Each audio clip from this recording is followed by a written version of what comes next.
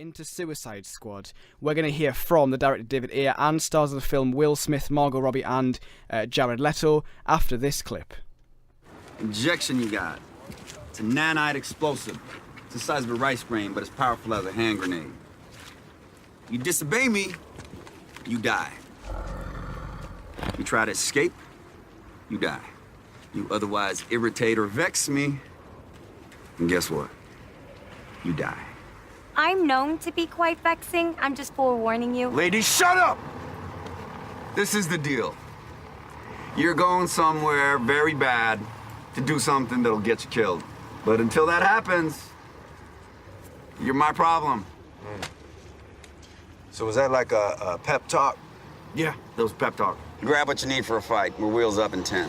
You might want to work on your team motivation thing. You heard of Phil Jackson? Yeah. He's like the gold standard, okay? Study. I had a fantastic crew around me, and when I got too crazy, you get that look, and you go, okay, maybe I'll walk this back, But it's a collaborative thing, and everything from the actors coming up with some great lines on set and really bringing magic to their characters, to in the post phase again, working with the composer and finding incredible music. I mean, that's the fun of this. Is it's an incredible collaboration. As they say, it takes a village. I think it's a testament also to David Ayer's writing.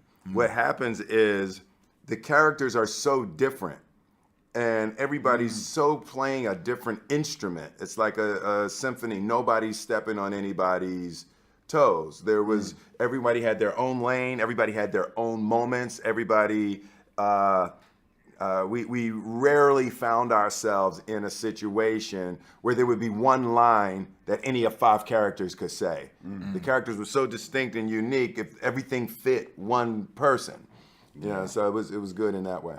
It was a collaborative sort of organic sort of thing when we came up with it, where, we had tattoos and David again had like a very specific idea. Alessandro, the makeup designer, we were just kind of, throwing things on and, some things I would pick, some things they would pick, and we kind of all threw it all together. It's so weird because when we were doing that, I just was not thinking about the repercussions. Like, I need to commit to this now forever as I play Harley. Like, she will always have 20 tattoos now, and it will always take you 3 hours to get ready. Yeah. I didn't think that through, but at the time, it was just kind of like, sure, why not put that on the face and 20 on the legs and that, and I decided to do this because of the opportunity to play the Joker. I mean, it's one of the iconic roles in cinema, one of the most challenging roles, and I think because of the phenomenal performances in the past, has its own special place in cinema. So very honored to be asked to be a part of the lineage here, and it was incredible. It was a role of a lifetime, I feel like. Director David Ayer stars Will Smith, Margot Robbie and Jared Leto talking about their brand new film, the latest installment in the DC cinematic universe.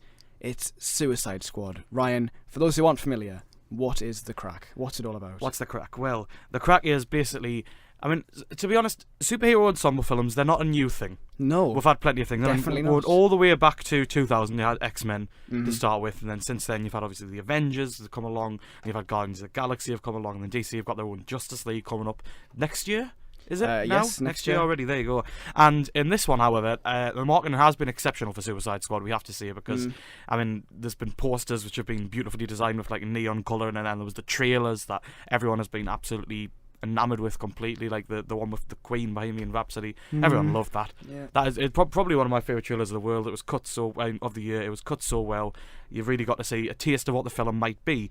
And as the marketing focused on, it's not about the heroes like X-Men and Avengers and Guardians of the Galaxy. It's the fact that we are the bad guys, as they were saying. So basically, in Suicide Squad by David Ayer, who's done films like Fury, which we reviewed last year, and End of Watch, which I still need to see. I really want to see. Essentially, Viola Davis, Oscar nominee, plays Amanda Waller, and she is a government official who comes with a plan. And essentially, the fact that Superman in this universe, spoiler for Batman Superman, Yeah, is that Superman is dead, and she basically says, what if the next Superman comes down from the sky and decides to take the president out of the White House and is a terrorist? So she proposes a Task Force X, which is essentially the worst of the worst together in a suicide squad, where they will be taken to places where they can be used as scapegoats, or like dangerous missions where they will probably be killed, and if they escape they will be killed because they've got a little implant in their neck which is about the size of a hand grenade, did Will Smith just say? Yeah, it's got the power of a hand grenade. Yeah, power of a hand grenade. So essentially it's a lose-lose, hence Suicide Squad. And in this incredible cast of characters, you've got people like Will Smith, who is absolutely... The story focuses on him and Margot Robbie and Viola Davis, but most of all, it's Will Smith and Margot Robbie. Smith is very much Will Smith. Oh yeah, I think that's the best way to put it. It's Will Smith. But for me, at least, he gets plenty of chances to be a bit different because you do get to sort of see him being something that he's not. Because in this film, Deadshot is a very the character who plays Deadshot is a very sort of. He's a family man down to a T, but he's also extremely sort of good at what he does, and he knows it. So you get to see a lot of that come through, but you still get to feel, emotion for him. Margot Robbie. Well, hang on, can we break it down bit by bit and bring Jake into this as well? Yeah, go on. I haven't brought him here for nothing. Let's face it. Yeah. So yeah, Deadshot. First point. I liked him. Although I had a lot of issues with the film. I don't mind saying Deadshot wasn't one. I thought Will Smith played a good part. Mm-hmm. I honestly don't mind saying that I enjoyed him. Your thoughts? Yeah, I just thought that the fact that it was very much a Will Smith character, and you very much see a lot of what he has sort of brought to the table in years and years past now, but I do feel like you got to see him play something slightly different at times as well, because he did have that family man aspect, but he was this stone cold killer who was brutal within what he did, and I really like that about him. I mean, I've heard the criticism that like Will Smith plays Will Smith, and I mean, the guy doesn't. The guy's not known for putting on voices, or he's no method actor. Let's face it. But he did a good job. He does what he does. That's a Will Smith performance is exactly what you want, isn't it? Yeah, I mean, it's what you get. I don't think there's anything wrong with that. I mean, the guy clearly has acting chops to some degree. I mean, he can convince me he is a character. I can separate myself. Because that's one of the big things with big stars, I think, is obviously you've got to get to the point where you can separate the star from the character. Yeah. I think he can do that to some degree. He does that, to some degree, definitely. Yeah. Ryan, Harley Quinn, next one. It's the first time she's been on screen in a live-action film, so that's a big sort of, big plus for the film, and Margot Robbie, perfect casting for me, at least, because I know from my very limited experience, because I love playing the Batman Arkham games, and I've seen a few of the animated series cartoons, and in this film, Margot Robbie's just insane. Basically, just completely off the hook and totally insane. Yeah, and she's clearly loving the role, and she steals the spotlight whenever she's on screen. She's got that twinkle in her eye, which just says, "Look at me, I'm absolutely loopy." And to be honest, I really can't think of anyone who would have been a better pick for someone who's meant to be this insane. So although I've heard criticism, I do think she does a good job of, because the whole point, like Batman is described in the comics before as so much more intelligent than she would sort of have you believe. Yeah, I think that's sort of the point. Really, quite calculating and and you kind of get that idea when you see her in a fight scene more than anything. You see that she's like totally aware of her surroundings. She knows what's going on. She's not messing around. No, she's like hard as nails essentially. But it's sort of like in the Avengers, where people are criticising the fact that Hawkeye's just got a bow and arrow, and he basically has like nothing in comparison to the rest of the Avengers. With that bow and exactly, arrow. And not in this one, Margot Robbie kills probably the second most people after Deadshot with that bat. She is a very efficient fighter, and I love the sort of balleretic style that she has to her fight, and it's really good to see there. And and the third part of the film, the third big sort of character for me at least was Viola Davis, because her government official is just cold, just calculated, and she's totally in control, which is impressive in the face of all these supervillains. She's also the way that most of the exposition goes through, because as the government official, she's sort of telling the story to us. In the opening sort of 20 minutes, she sits down with the file and opens up to the character, like shows you the characters with introductions, which is sort of a much better way of what they try to do with the Justice League characters and Batman, Superman in that, the email. It was essentially the same. Yeah, but you actually got to see these characters do a lot more. Yeah, you got to see them do the stuff, but it was pretty pretty rubbish, wasn't it? Like, I'll say this much before getting to the whole big of it. Yeah. I was entertained by that, but I think as storytelling purposes, were completely perfunctory and just lazy. And there must have been another idea for that, and they mustn't have got the right footage or something, because that didn't work. For me, obviously, it's quite well known that they did re-edit a lot of stuff. For me, that was the one point where you could really see it, because you can see, obviously, there's the line, the world changed when Superman flew, and it changed again when he didn't. And you can you kind of get the idea that isn't supposed to be over, like, well, I can't remember what the music was playing over that now. It was the Animals, House of the Rising Sun. Yeah, I think so. You could tell it wasn't supposed to be that. Originally, it was supposed to be the sort of the classic, probably like scored music kind of thing with like its own original soundtrack. And you can see that some of the points, the biggest edit I think they've done is they essentially try to go for a more Guardians of the Galaxy thing. Yeah, that's another big point of the film, is that the music is slapped in any little crevice they can find. Yeah, honestly, for me, there was too much variation in it at times. Way too much. Like, I feel like if they'd have just picked one consistent song to go through them, rather than like, it felt a bit ham-handed, the way it was just like, let's just squeeze all the pop culture we can into it. In such a cynical way as well. Yeah. I mean, don't get me wrong, I liked it, but every time they changed the song, I'm like, oh, there's another popular I'm glad it's not just me who noticed it, because... because... thing for me as well, because every time, like, did you ever get the film where I was just like, oh yeah, I recognise that song? Yeah. It didn't really add anything to it. Like, and Ryan, you said that as a positive, didn't you? It was like, oh, look. Yeah, I'll get at that, certainly. Okay, but I mean... I liked it. It was a good idea.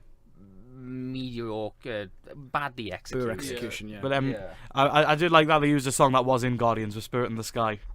Wonder where they got that idea from. I wonder. But yeah, it's very much a three-hander between Davis, Robbie, and Will Smith. But the rest of the cast do get plenty of focus, despite being sort of smaller roles, I suppose, and plenty of chance to gain pathos. El Diablo especially gets quite a lot, and that helps you garner. I'm not gonna lie, I was very surprised at how much I liked. He was really good, I thought. And obviously, without the cast, it's very much a three-hander between those characters. But you get plenty of chance to get sympathy with the main cast, with all of them, because they do get their chances to shine. Apart from Slipknot, who, you know.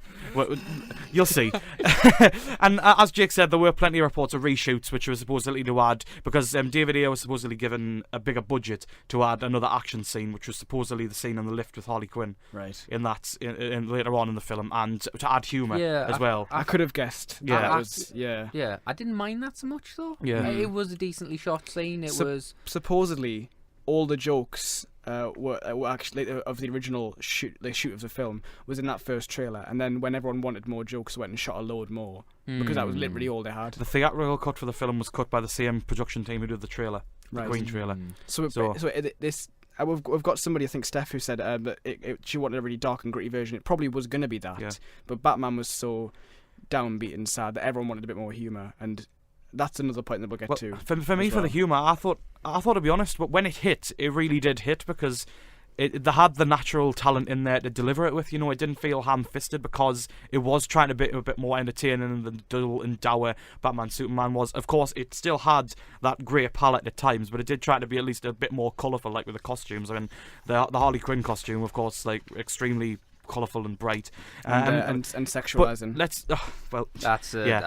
I think we should talk about that a little bit later. To be honest, I think that the story for me, I mean, is probably my biggest problem for them, because it seems really off kilter at times. Because I mean, it's got something that it wants to do, and there is a lot of positives within that, and it is extremely entertaining when it hits its stride. But to be honest, near the end, did anyone else get extremely big Fantastic Four vibes? Oh, yeah, not the only person who said that. Yeah. Are we talking Fantastic? Fantastic. Yeah. I avoided and it needed heavy editing badly upon many things, because so much needed expanded, or some things needed changing around, because it felt so awkward, and the way that some of the scenes were matched together or followed on from each other didn't seem to have a natural ebb and flow. But at least for me, I think Suicide Squad, it was energetic, and it was madly entertaining when it did hit its perfect stride. But I think it needed that heavy editing and a brighter focus. I guess that's the best way to put it, because if it did that, then it probably would have been better than most of Marvel's films. Honestly, I think it was one of those things I didn't want to see.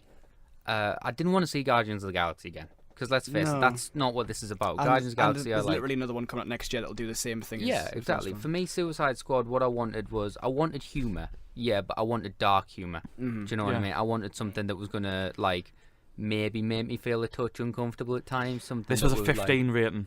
Yeah. And you didn't really feel it. You can do a lot with a 15. And they didn't really do it, did they? I didn't believe when Ryan said it was 15. I thought you In could've- America, it's a PG-13. I don't know what they've thought in the UK to make it a 15. I don't know what they thought that we didn't, because I didn't see anything really that 15 worthy. Not I think it's a good thing for them to put on the poster, like, look, it's a 15. And I think they've conned us. I think what Ryan said about the market and stuff being really good. I think it's been really deceitful. I think, well, actually, No, because deceitful you can't and call marketing deceitful, because well, it is though, isn't it? If they think it's a good film, then that truly No, doesn't I make it think deceitful. I think they've sold the film in because multiple different trailers have told different stories in different tones, and the actual film is a total cacophony of all those tones blended together in just thrown all over the place. Deceitful is exactly the word I would use, but also rather honest at the same time, because remember I said the trailer before I saw Born was poor. That's the trailer. That's not the trailer everyone remembers, though. That's the trailer that sums up the film for me, though. Flat, devoid of much humour. I think like, the idea of going for the dark humour didn't work because it's so broad and just lazy and loose. I mean, Harley Quinn in particular, the character is great. All the pieces are in place for this character to be really good. And it's one note. It's really, really one note. She repeats the same sort of delivery, the same sort of line. The scenes have the same kind of structure. Where they all just sort of mope around and just like sort of quip and pose and not really develop anything. They just sort of stand around going, "Oh, look at us, aren't we? Aren't we badass? Aren't we badass, cool guys?" I wouldn't necessarily put any of this on the actors for reference. Not I at think all. That, like, not at all. Honestly, I think Will Smith did pretty good job. Nothing incredible, but it was good. Yeah. Margot Robbie, I don't mind saying. I think she deserved better. I think she gives the commitment to performance because she's proven like herself. The first series of Doctor Who with Peter Capaldi.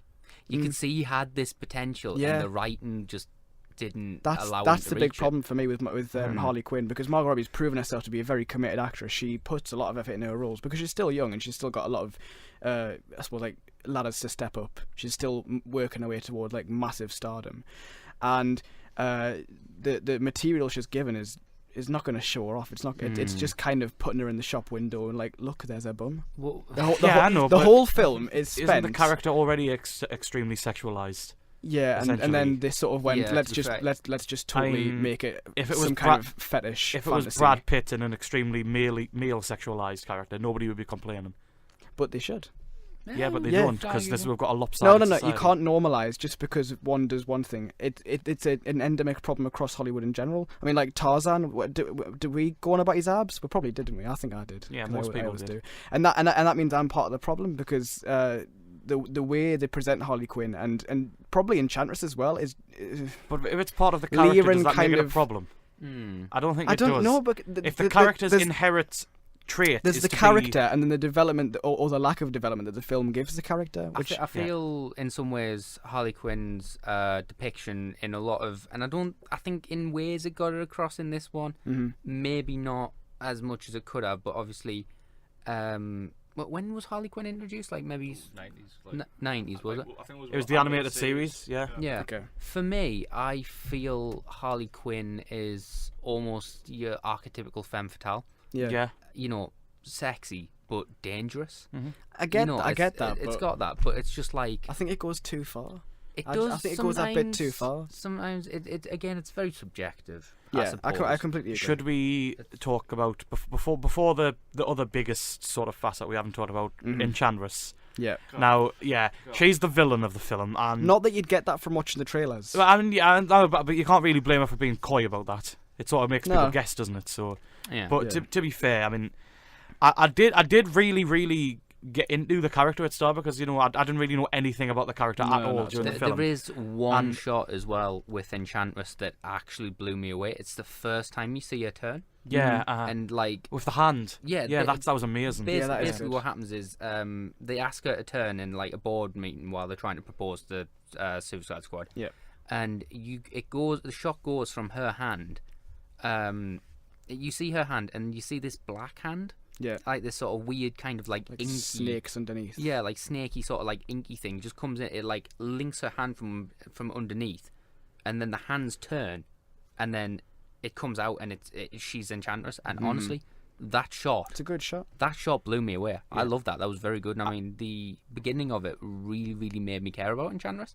She seemed interesting. Obviously, you've got that, you know, I didn't ask for this sort of reluctant kind of. Yeah, I really loved her character at the start, but I feel like as the film developed and became the villain, when she sort of becomes this English belly dancing hybrid thing, which is really strange. I don't know why a 6,000-year-old witch would dance like that, as Joe pointed out when we came out of the cinema. It's a bit strange with that. But no, I think another character in the film is Joel Kinnaman's Rick Flag, and I feel like their relationship gave him a hook to be in the film, and I feel like as the straight and narrow character, he does fine with that. He gets plenty. I mean, it was going to be Tom Hardy. Originally, before he dropped out for the Revenants, but I don't think it would have been improved by that because he's sort of got that straight and narrow. You can't really expand on that. Honestly, he adds enough to it. I feel like Tom Hardy could have been possibly too charismatic for the role. Yeah. Like Tom Hardy is a charismatic bloke. He's seen in obviously like Peaky Blinders and Legend and whatnot. The guy's got like such a suaveness to it. Yeah. Like, well, no, I mean he's very suave. Yeah. Do you know what I mean? For me, I kind of liked Rick Flag being this completely flat. He looked the part. He definitely looked like some kind of military. Yeah, and he bod. acted the part. Whereas I feel like Tom Hardy possibly would have made him a bit too charming and whatnot. Whereas he's not meant to be that. So the Joker then. Yes, oh lordy say. Yeah.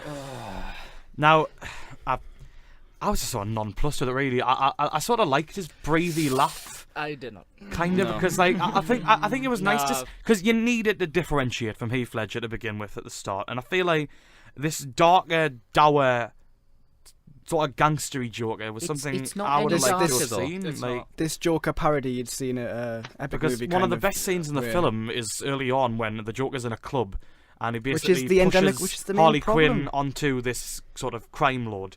And you don't know what he's going to do, whether he wants to sort of take Harley Quinn and offend the Joker or reject Harley Quinn and still offend the Joker. So when he's sort of not balancing that knife edge, I think that's when Jared Leto shines the most. But there's a few scenes in there that just make really little... I mean, there's one scene where he's just sort of waving his arms and on the floor in a knife and gun room, which is really strange. But yeah, I mean, what did you think? For me, I wanted to like him. Same. I'm a I really like the Joker as a character. I realised that obviously Heath Ledger kind of took it in a bit of a different direction, but one that really, really worked. And you know, The Dark Knight was, I don't think it's ever dropped below a 9 on IMDb, if I'm not wrong. It's a smash it. Yeah, it's a very, very well regarded film, and rightfully so, because Heath Ledger knocks it out of the park. He does. And obviously, on the other hand, you've got my other favourite Joker, Mark Hamill, who has done it in the animated series. He's done it in The Killing Joke, which I believe we'll be talking about a bit later. About it in a little while, yeah. And also, quite famously, the Arkham games. Yeah, love them. Like I said, he knocks it out of the park. Jared Leto, for me, I wanted to like him, especially obviously because the last thing I saw Jared Leto in was Dallas Buyers Club. Yeah, very good. And from that, I was like, all right, from what I've seen of the Joker, I don't think I'm going to like him. I want to like him. And honestly, I think that if Jared Leto can pull the skill in acting that he brought to Dallas Buyers Club, I think he can knock it out of the park as well. And honestly, did you think he was threatening at all? Nope. No. He did sort of have that presence over the film, though, didn't he? No. By keeping him out of the film, he did have his honestly, own presence. I don't mind saying I enjoyed the film, but every time the Joker was on screen, I wanted to look away. I chuckled. I was like, look at this guy, come on. It's like, it just felt like he was trying way too hard. Exactly, there's that. The motivation of the character is wrong. The whole, I mean, I think Robbie Collins said this thing, that the green hair for Nicholson was because of the acid, because for Ledger it was his war paint, and then for this it was like a fashion choice. The whole thing is a fashion choice, isn't it? I hate the fashion choice. The way he surrounds so himself with a gang makes him lose all credibility. For me, he does. He is the presence is not threatening enough. His gang do all the kind of the meat of the work for him, I think. It seems like a nitpick, but and it sounds really weird. I didn't see enough purple on him. No, and that's an iconic thing about the Joker. I know that obviously it's fine. I know he was trying to move away from what we see the iconic Joker as, because I think honestly, it's a hard act to follow up after, Absolutely. like I say, For an obviously- Oscar-winning performance. Yeah, he's got two people to follow up in the minute. He's got Mark Hamill, who's been knocking it out of the park left, right, and centre. He's got Heath Ledger, who knocked it out of the park, and obviously, the fact that it was released sort of posthumously as well, makes it extra. It's very treading on eggshells, but he just really didn't step up to the mark for me. The character was off, and the little sort of breathy growl thing he does in between sentences, it was just, honestly, I would say, because in terms of the way the IMDb scale sits, I would put it around about the 6 mark. Right. If every scene that had the Joker in was literally removed and the narrative still moved and the plot was still there, it would go up probably 1.5 points for me. It was, for me, it was catastrophic. It was horrendous. I just wanted it to end every time. We're gonna get back to Suicide Squad after some local music.